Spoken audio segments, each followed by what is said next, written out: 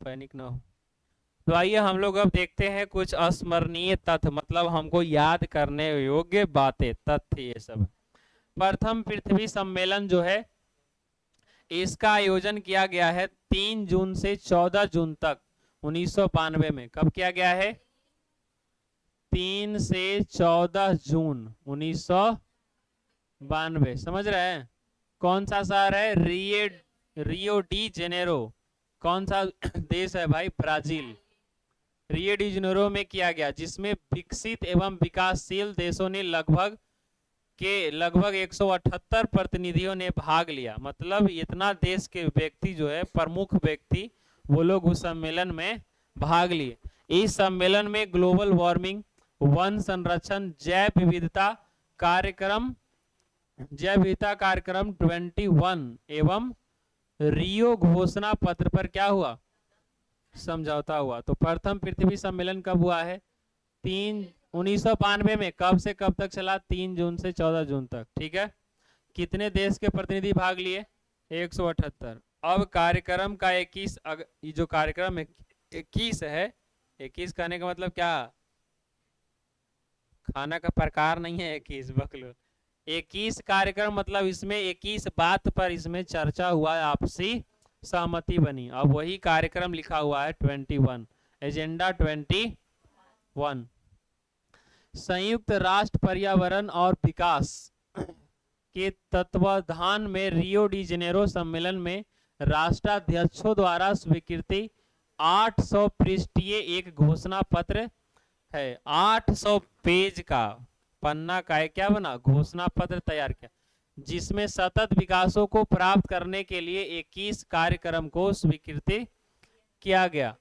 इस एजेंडे 21 को गठित करने हेतु सभी देशों को निर्देश दिए गए तथा इस पर होने वाले खर्च का वहन हेतु विश्व पर्यावरण कोष की स्थापना की गई।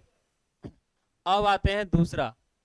द्वितीय पृथ्वी सम्मेलन का आयोजन किया गया है 23 से 27 जून तक 1997 में। कब किया गया? 1900। कहाँ किया गया है? न्यूयॉर्क में। प्रथम सम्मेलन के मूल्यांकन के लिए 5 वर्ष बाद आयोजित हुआ। इसे +5 सम्मेलन भी कहा जाता। तो द्वितीय पृथ्वी सम्मेलन का दूसरा नाम है +5 सम्मेलन। क्यों हुआ सम्मेलन? जो 1992 में हुआ है, उसका मूल्यांकन करने के लिए कि हमने जो बात 1992 में कहा था, यानी प्रथम पृथ्वी सम्मेलन में, वो इसमें क्या क्या, उसमें कितना काम हुआ, कौन सा देश कितना किया, उस पर इसमें चर्चा हुआ। अब कहता है एक हमारे पास और क्या है? क्योटो सम्मेलन। क्या है? दिसंबर 1997 में पृथ्वी को ग्लोबल वार्मिंग, किससे? ग्लोबल वार्मिंग से बचाने के लिए जापान के क्योटो में सम्मेलन आयोजित हुआ, जिसमें 159 देश के प्रतिनिधि क्या हुआ? भाग लिया। इसमें 6 गैस, कौन कौन गैस है? CO2, मीथेन, N2O, HFC, पर फ्लोरोकार्बन, सल्फर हेक्साक्लोराइड को ग्लोबल वार्मिंग के लिए जिम्मेदार मानते हुए, मतलब ये 6 गैस है जिसको ग्लोबल वार्मिंग के लिए जिम्मेदार माना गया, मानते हुए इसके उपयोग की कटौती पर सहमति बनी। जो भी 159 देश भाग लिया, उसमें 6 गैस के उपयोग पर कटौती बना कि हम ऐसा कोई काम नहीं करेंगे जिससे ये 6 गैस निकलता हो, या अगर कर रहे हैं तो उसमें कटौती करना है, कम उपज करना है। जैसे कार्बन डाइऑक्साइड, कोई देश कोयला का उत्पादन खूब कर रहा है, कोई नहीं कर रहा है, तो सबका योगदान बराबर नहीं ना हुआ।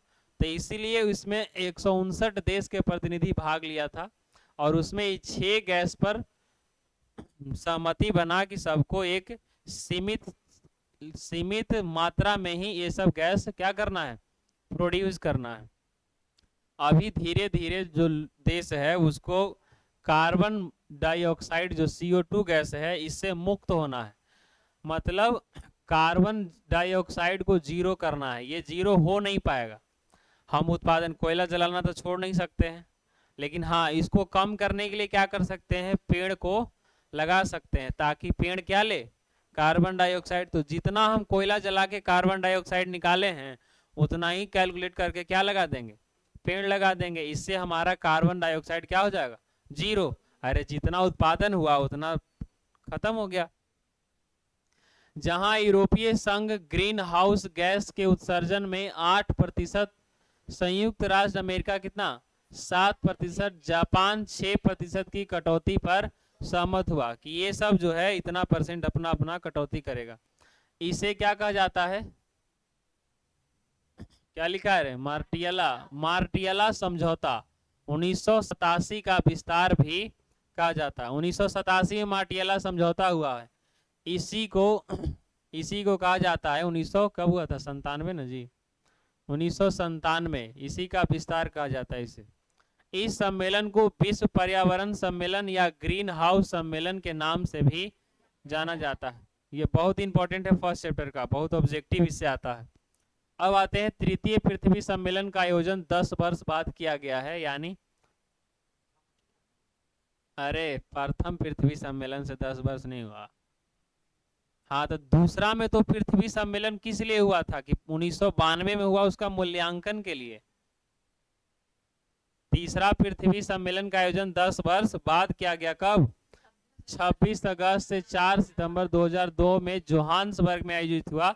इस सम्मेलन में पर्यावरणीय संबंधी 150 धाराओं पर विश्व स्तरीय सहमति तैयार करना था। इस सम्मेलन का कोई परिणाम नहीं निकला। इस सम्मेलन में विश्व के विभिन्न देशों ने लगभग 2000 प्रतिनिधि ने भाग लिया। इतना ज्यादा प्रतिनिधि आ गया कि कोई इसका सम्मेलन का प्रॉफिट नहीं हुआ, सहमति नहीं बना। ठीक है, तो ये चैप्टर हो गया हमारा खत्म। लेकिन हम लोग थोड़ा सा और जानेंगे, कुछ ये सब जानेंगे, ये तो जान लिए थे ना। कहता है पर्यावरण संरक्षण हेतु सर्वप्रथम स्टॉकहोम में विश्व शिखर सम्मेलन 1972 ईस्वी में आयोजित हुआ था। इस सम्मेलन के पश्चात प्रति 5 वर्ष 5 जून को क्या मनाया जाता है, हाँ तो पर्यावरण दिवस कब मनाया जाता है, तो ये बात ध्यान में रखना। ये कब से मनाया जा रहा है, 1972 से ही सबसे पहले सर्वप्रथम स्टॉकहोम में विश्व शिखर सम्मेलन आयोजित हुआ था। ठीक है, इसी के साथ हमारा ये चैप्टर होता है समाप्त। तो आइए हम लोग कुछ ऑब्जेक्टिव सवाल को भी देख लेते हैं। तो ऑब्जेक्टिव सवाल हमारा इसमें कहता है कोयला किस प्रकार का संसाधन है, बताइए कैसा संसाधन है, और नवीकरणीय संसाधन है, मतलब इसका भंडार सीमित है। समझ रहे बात को। सौर ऊर्जा निम्नलिखित में कौन सा संसाधन है, पुनः पूर्ति योग्य। अरे आज हम सूर्य भगवान मतलब बिजली ले लिए, कल भी बिजली सौर ऊर्जा से ले सकते हैं, इसलिए पुनः पूर्ति योग्य है। तट रेखा से कितने किलोमीटर है, 200 किलोमीटर। ये किलोमीटर है, ये नैनोमीटर लिख दिया है। 200 किलोमीटर क्षेत्र को क्या कहा जाता है, अपवर्जक क्षेत्र कहा जाता है। डाकुओं की अर्थव्यवस्था का संबंध किससे है, संसाधनों का अनियोजित विद्वहन से, बी होगा। समुद्री क्षेत्र वाला क्या होगा, समुद्री क्षेत्र की राजनीतिक सीमा किलोमीटर 19.2 होगा। ठीक है, तो अब इसमें सबको सवाल करके आना है, ये सब संसाधनों को परिभाषित करें, बाकी ये सब कल लिखाया जाएगा। मिलते हैं नेक्स्ट वीडियो।